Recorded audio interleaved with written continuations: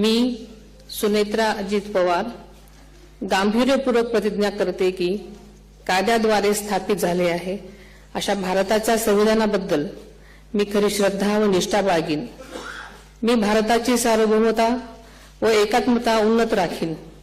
मी महाराष्ट्र राज्याची उपमुख्यमंत्री म्हणून माझी कामे निष्ठापूर्वक व ससद्विवेक बुद्धीने पार पाडेन आणि संविधान व कायदा यानुसार सर्व तऱ्हेच्या लोकांना मी गांभीर्यपणे व निपक्षपातीपणे तसेच कोणाच्याही विषयी ममत्वभाव किंवा आकस न बाळगता न्याय वागणूक देईन।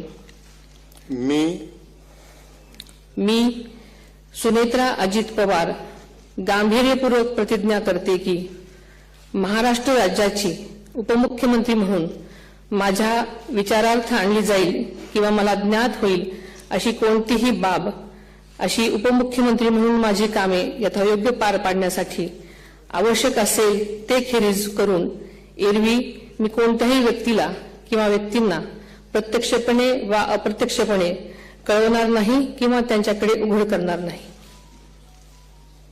धन्यवाद।